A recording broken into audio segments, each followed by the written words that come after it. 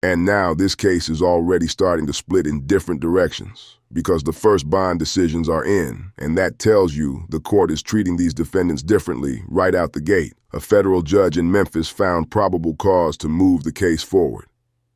Action News 5 reported that Pooh's father, Lontrell Williams Sr., was in court Friday and was given a $250,000 bond, while Pooh himself was arrested in Dallas and remains in custody there. It's just over. All right, man, we out here. What's up? Get nasty, get jazzy. Get jazzy.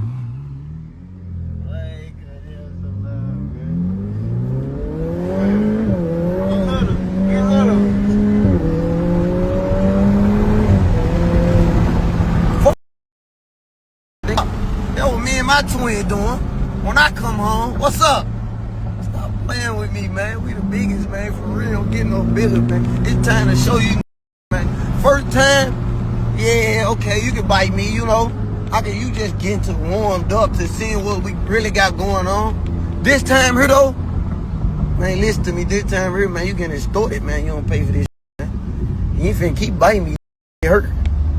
You tell me how, nigga. Yeah, keep biting on nigga. That shit hurt. That shit hurt us. Been collecting dust, man. She been collecting dust, man. Been collecting dust, man. We don't ride with no tags. You know I ain't bleeping nothing out. Nigga, I'm CEO. She been collecting dust on us, man. We got she collecting dust on again. What we doing? What's up, my little twin, man? We collecting dust. My little brother sending this shit, man. My little brother done been driving, man. I don't do this no, man. Come on, man. I don't want to drive this shit. I don't be want to drive. I don't be want to do this shit, man. I'm a low key, man. I'm more of a Slim from Cash Money than a Birdman type. You know, I get on my Birdman shit. Yeah. Ron, thank you. Now to a new development tonight in the arrest of Memphis rapper Pooh Shiesty. He and 8 others are charged with kidnapping rapper Gucci Mane. Shiesty's father, Lontrell Williams Sr., and another Memphis rapper known as Big 30 appeared in federal court today. Action News 5's Caitlin Miller was in the courtroom in downtown Memphis. So, Caitlin, fill us in. What happened today? Yeah, Joyce, so they're actually still in there, but what I can tell you is that a special agent from the FBI, Marcellus Hobbs, from the Dallas Violent Crimes Task Force, took the stand, and defense attorneys for Lontrell Williams Sr., Pooh Shiesty's father, and Rodney Wright Jr., also known as rapper Big 30, asked Hobbs a key question. Is there any hard evidence, like video surveillance, showing either man possessing a gun or threatening anyone? And Hobbs said no. He also testified that no concrete evidence was found in Wright's car or Williams' homes when they were arrested. But even so, the judge ruled there is still probable cause for both men and all defendants who appeared today based on cell phone data, outside surveillance video, and victim statements that stand uncontested. Right now, we're still waiting for the detention decision, so we're watching to see whether they'll be held or released as we move forward. Thanks, Joyce. This is Caitlin Miller, Action News 5. Williams Sr. is now on strict home incarceration, while Big 30 remains detained. That matters because it tells the audience this is no longer just headline talk. This thing is already moving through court, and the consequences are getting real fast. And the reason Pooh's side of this looks heavier is obvious. AP says prosecutors are treating him like the ringleader in a contract dispute that allegedly turned into a full-armed takeover.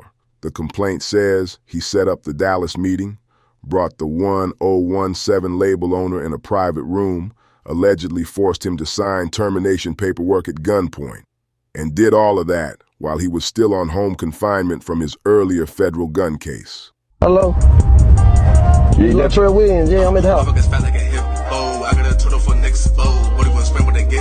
Yes, I am. Yes, I am, man. We friendship, that's what I live in, look. If that is what prosecutors prove, then this is not just another case. It becomes a story about getting out, getting another chance, and allegedly throwing it away almost immediately. That is also why the old Gucci Mane clip going around online needs to be handled carefully.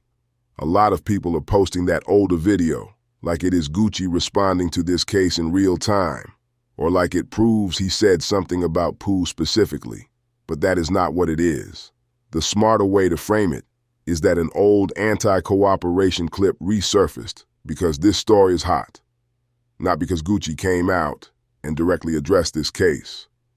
And as of the latest major reports, Gucci Mane still has not publicly commented. And honestly, that may be the biggest takeaway from this whole situation, because this case has everything people click on fast. Gucci Mane, Pooh, Big 30, robbery, contract drama, federal charges, old clips resurfacing, and social media chaos. But once you strip all that down, the center of the story is still the same. The feds are saying this was a planned business setup that turned violent, and now the courts are deciding who waits at home and who waits behind bars. AP says, if convicted, the defendants could face up to life in prison. Now, the biggest question is what happens next, because this story still doesn't feel finished. If you want the next chapter when it drops, subscribe. Okay, here we are. Yeah, I'd be mad too if let me out my contract. I'm in a situation right now where I want to hit a Pooh Shiesty on a y'all painting a picture out to make it seem like everybody just like it's a curse with Gucci. There ain't no curse with Gucci. Everybody chose their own fate when it came to 1017. And I'm speaking for everybody because I don't have nobody here to speak for themselves. And two of my goddamn label mates is gone. Chant gone. Scar gone. I don't even know where the oh boy at. Y'all got so many opinions, but y'all don't even know that Fujiano and Pooh Shiesty and Scar was beefing with Gucci the entire time. It was the back and forth of who leaving the label and who want to stay and come back and give me your chain, or no, you can have your chain. Like, it was a lot of going on. Why? It ain't even about reading your contract. It's not about none of that. It's not about none of that. At the end of the day, everybody wanted respect. That's why Channing left. She didn't like what was going on. There was really no team with 1017 to where we had people that was really there, that was guiding us. It was just like all the calls was coming from everybody that they was putting in charge. And a lot of people that was in charge shouldn't have been in charge over there at Atlantic. And that's the real issue.